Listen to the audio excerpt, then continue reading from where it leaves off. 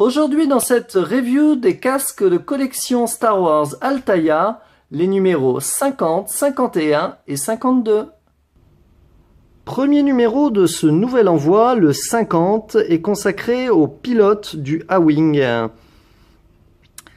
Alors, donc, voilà le casque. Alors, j'avoue que je ne me souvenais plus qu'ils avaient des casques comme ça, qui n'étaient pas fermés. Ça fait assez bizarre.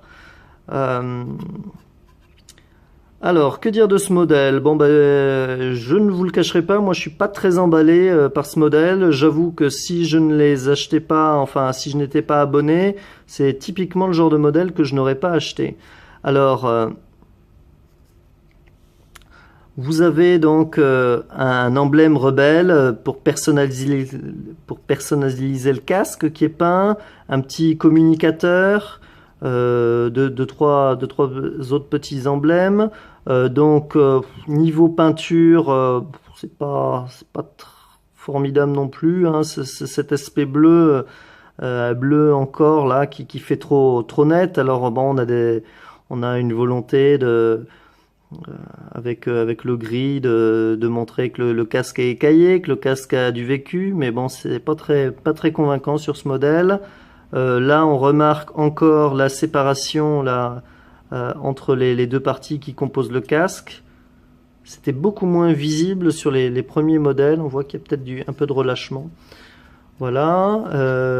Vous avez une petite inscription en norvège, le langage de Star Wars.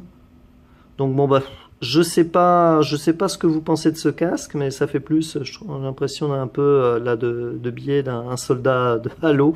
Mais voilà, moi c'est un modèle que je trouve totalement dispensable dans la collection et peu convaincant.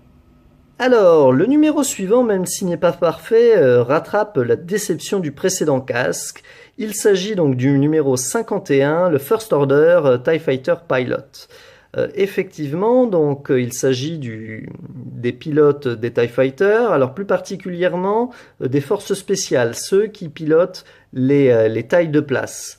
Ils sont effectivement reconnaissables à ces deux bandes rouges là qui traversent le casque et qui, pour un effet assez esthétique sympa, effectivement, ce contraste entre ce noir brillant et ce rouge est des plus réussis. Alors sur ce casque, on retrouve le traditionnel chez tous les pilotes de taille, respirateur de survie, donc le tuyau qui quitte ces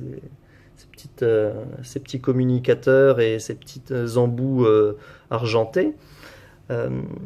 Voilà, donc chez les pilotes de taille du First Order, il y a qu'un tuyau.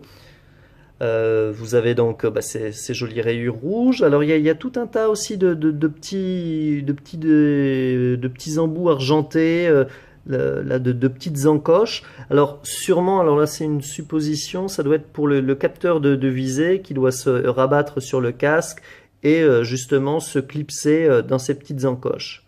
Mais tous ces petits détails font que le casque est particulièrement sympa.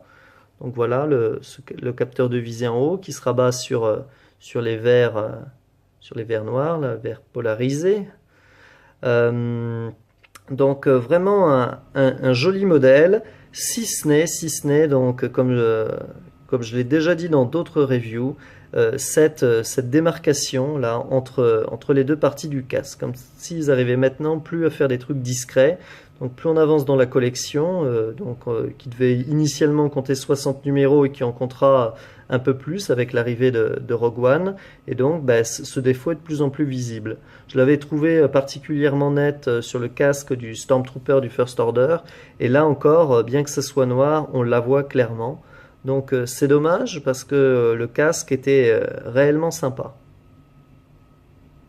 Alors, pour le numéro 52 qui conclut cet envoi, ce sont encore les forces rebelles qui sont à l'honneur, avec le casque du meilleur ami de Luke, le pilote Biggs Darklighter.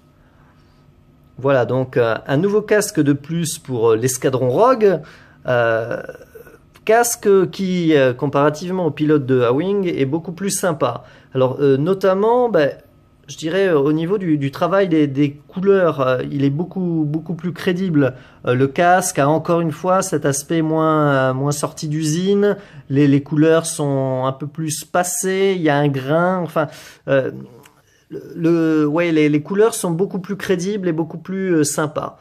Bon, comme pour le casque de Luke, hein, c'est exactement le même modèle, c'est celui des pilotes de X-Wing, donc en plus de l'escadron Rogue. Vous retrouvez donc ce renfort central pour protéger le pilote. Là encore, vous avez cette affreuse ligne de démarcation, alors qui est moins visible derrière et par la suite, mais qu'on voit bien là, pile devant. Alors c'est un peu dommage. Vous retrouvez la personnalisation de Biggs avec des symboles rebelles et ce damier jaune et noir qu'on retrouve des deux côtés, qu'on retrouve également sur le renfort latéral, le renfort central, pardon. Vous avez également la bribe de serrage, voilà. Donc amovible, qui est toujours un petit effet sympa. À l'intérieur du casque, on voit bien même les protections. Vous avez la visière qui peut descendre, visière anti-reflet. Et vous avez le petit communicateur, toujours présent.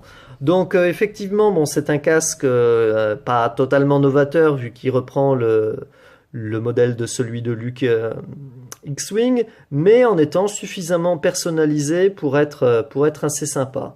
Donc là, effectivement, tous les amateurs de la Rébellion, je recommande plus ce modèle que celui très décevant de A-Wing. Et maintenant que nous avons fini cette review des casques, je vous propose de regarder rapidement ensemble les fascicules.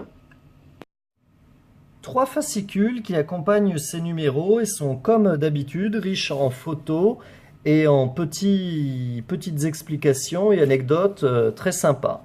Celui du pilote du A-Wing est entièrement consacré à la bataille finale du retour du Jedi et donc à l'assaut mené par les rebelles contre la seconde étoile noire.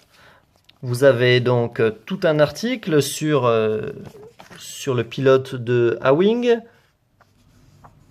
l'escadron Phoenix notamment, et des infos sur les casques. Ensuite, le numéro suivant est donc consacré aux chasseurs de pilotes du First Order, avec tout un tas d'informations sur justement la première course-poursuite où les tailles sont mis en avant, c'est celle notamment sur Jakku quand Rey et Finn cherchent à s'échapper et sont poursuivis par 2 chasseurs tailles. Donc vous avez des infos sur les pilotes, donc des infos sur le casque qui est le casque classique et pas donc celui qu'on a avec celui des forces spéciales.